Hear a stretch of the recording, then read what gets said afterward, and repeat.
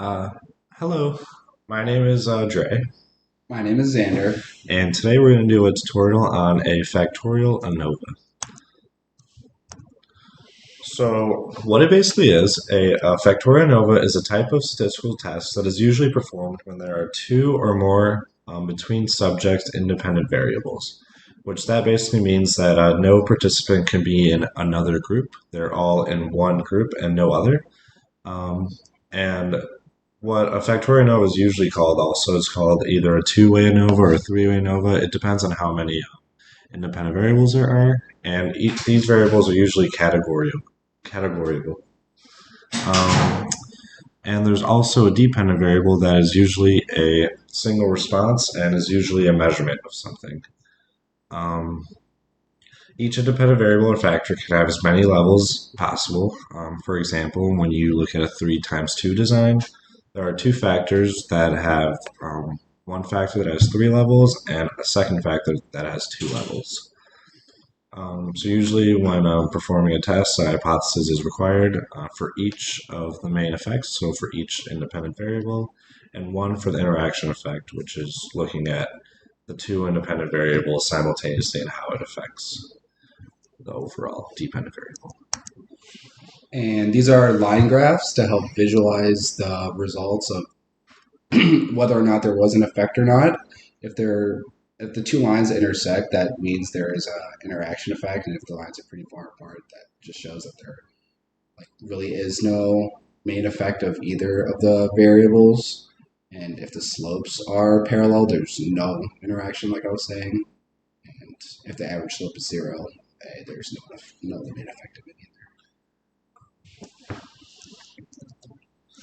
And then in this table, we're looking at a F table, and this is what it kind of looks at all the different factors involved and kind of gives a good layout of all the different numeric terms that are important to it. So we get sum of squares, and once you have knowledge of certain numbers, you can kind of fill out the table with other numbers, but this usually isn't important because when you do a statistical test through a software, it usually generates one itself. But it's kind of nice to see all the different values and how they all get created. And this is an example of a scenario that me and Dre came up with. In a research study aimed at examining the effects of exercise type and gender on fitness levels, a vectorial analysis of variance is conducted, and we made a study that involved a sample of 30 participants consisting of equal numbers of males and females, and they were randomly assigned into three different groups of types of exercise of aerobic exercise, strength training, or flexibility training. And we used a standardized fitness test level to measure their levels of fitness. So, firstly, whenever we run an ANOVA, we like to first identify the variables. In this case, we have two independent variables. One of them is exercise type, which contains three different levels. You can either be in aerobic exercise, strength training, or flexibility training. Um, and then we also had gender. There was two levels in that. You're either male or female. And then dependent variable in this case is the level of fitness. This was done by a standardized fitness test. And this standardized fitness test, we create a hypothetical Likert scale of 1 to 10 to kind of reflect on where the participants would perform this Likert scale test to kind of see their level of fitness once training is done. So that was the easiest for us to kind of get results out of this. And after you identify your different variables, you want to create a null and an alternative hypothesis, and you have to make sure you have hypotheses for each main effect and of the interaction effect. So in our case, for the null hypothesis, there's no main effect of exercise type on fitness levels, and there's also no main effect of gender on fitness levels. And again, there's no interaction effect between exercise type and gender of fitness levels. And then alternative hypotheses are kind of the same, just in reverse order, I guess. there's a significant main effect of exercise on fitness levels and a significant main effect of gender on fitness levels, and there would also be a significant interaction effect between these two main effects of exercise type and fitness level and gender. And with these hypotheses, you can also word it in a different way. You don't necessarily have to say main effect or significant main effect. You can also say there is no difference or there is a difference between groups. Either or really makes sense. And so, what's usually done after we kind of have the hypothesis, and once we gather all the data from collecting a sample, we would run the data through a statistical software program. In this case, we use Jamovi.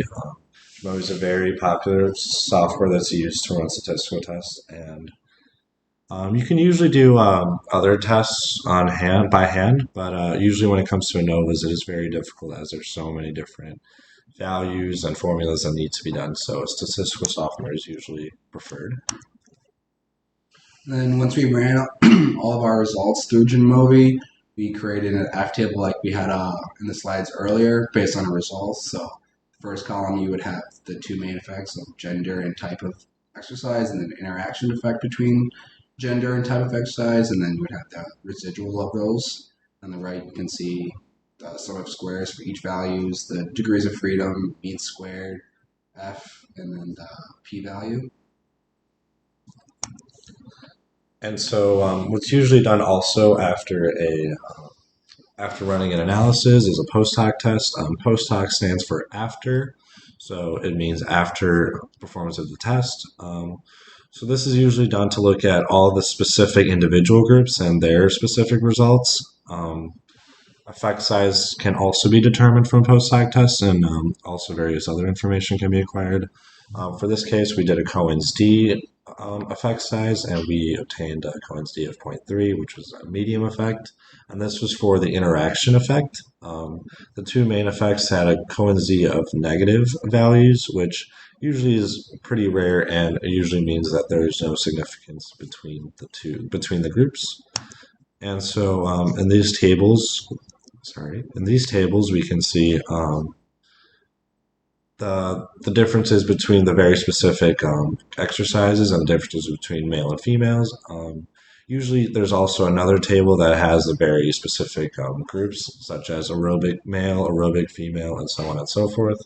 But for convenience sakes, that was a very large table, and we decided to just put these out there. So we could look at the mean difference between all, we could look at degrees of freedom for all, and then the P two keys. And yeah, so it is very valuable information we can also obtain from post hoc tests. From there, we can interpret the graph based on the results, and as you can see, there was no main effect of the type of exercise, but there was a main effect of the gender. As you can see, the highest scores are aerobic and female, and male in strength, so they would have a better interaction effect.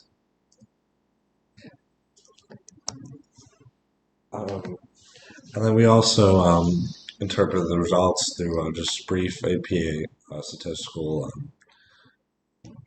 interpretations. In this case, we have an F value of 0.29 when it comes to exercise type, and 2 and 24 represent the degrees of freedom. 2 is degrees of freedom for exercise type because there's 3 groups. You subtract 1, you get 2. And then we got an F value of 0.29, which we had a P value that's greater than 0.05. Thus, we would retain the null, and it is insignificant. Same thing for gender. We had a P value that was greater than 0.05. Their degrees of freedom was 1 in this case because there was only 2 levels, so you do 2 minus 1 to get 1. And then for the interaction effect of exercise type and gender, we got an absurdly high F value of 7.77, which ended up leading to a p-value that was less than 0.05. It was exactly 0.03, which means that there was a significant effect of exercise type and gender, and we could reject the null hypothesis. This is just kind of reinstating what Dre was saying earlier about the results more in just word form. So basically, there was, like we said, there was no main effect on the type of exercise when it came to the fitness levels, which meant that the type of exercise did not impact the level of fitness. And there was also no main effect of gender when it came to fitness levels, but the interaction effect between gender and type of exercise was found, and that just basically means that when you have both gender and exercise together, it did have significant fitness levels. And so, yeah, that concludes our tutorial of kind of running an ANOVA and going through an example. And I hope you find this helpful. Thanks. Thank you.